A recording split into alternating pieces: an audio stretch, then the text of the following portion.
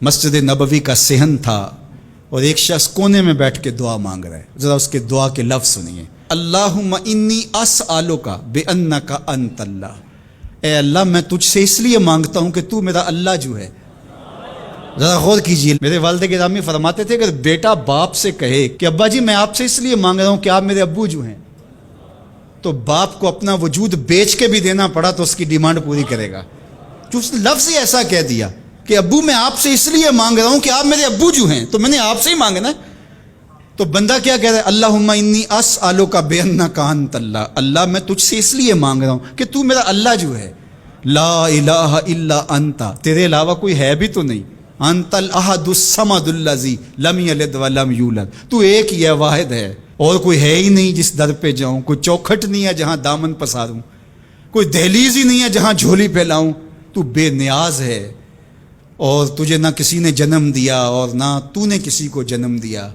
مالک میں تیرے حضور دعا کر رہا ہوں. یہ وہ دعا کر رہا تھا کہ میرے حضور نے سن لی. تو ایک صحابی کو فرمایا کہ یہ جو دعا کر رہا اب جو مانگے گا اللہ عطا کرے گا. اس نے مانگا ہی اس ڈھب سے ہے، اس ڈھب سے ہے. ایک دعا اور سن لیجئے جو سیدنا علی المرتضیٰ رضی اللہ تعالی عنہ رب سے مانگتے ہیں. اللہ اکبر. مجھے تو آج سارا دن اس دعا نے نحال کیے رکھا. یہ دعا مانگتے ہیں تو عجیب کیفیت ہوتی ہے. یا سریع الرضا اغفر لمن لا یملک الا الدعاء.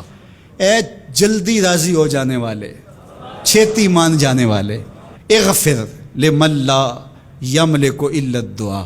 اسے معاف کر دے جس کے پاس دعا کے علاوہ سہارا ہی کوئی نہیں، جس کے پاس دعا کے علاوہ کچھ ہے ہی نہیں جو پیش کر سکے. التجا ہی کر سکتا ہے، ترلا ہی کر سکتا ہے، منت ہی کر سکتا ہے. منتوں اور ترلوں کے علاوہ جس کے پاس کچھ نہیں ہے، اے جلدی مان جانے والے اس کی مغفرت کر دے، اس کو بخش دے. اللہ اکبر. تو وہ کریم ہے، وہ کہتا ہے میرے در پہ آؤ تو صحیح، کوئی جھولی پھیلاؤ تو صحیح. ہم تو مائل بکرم ہیں، کوئی سائل ہی نہیں. راہ دکھلائیں کسے رہ رب منزل ہی نہیں. کوئی آئے تو صحیح، جھولی پھیلائے تو صحیح، کوئی طلب تو کرے. دنیا والوں سے مانگیں تو ناراض ہوتے ہیں، اللہ سے نہ مانگیں تو ناراض ہوتا ہے. اللہ کہتا ہے مجھ سے نہ مانگو گے تو پھر کس در پہ جاؤ گے؟ قل ما یعبؤ بکم ربی لولا دعاؤکم. اگر تم نہیں مانگو گے تو پھر وہ بھی پرواہ نہیں کرے گا. تم مانگتے رہو گے، جھولی پھیلاتے رہو گے، وہ اپنی رحمتیں تمہارے دامن میں ڈالتا رہے گا. اس کے خزانوں میں کوئی کمی نہیں آتی.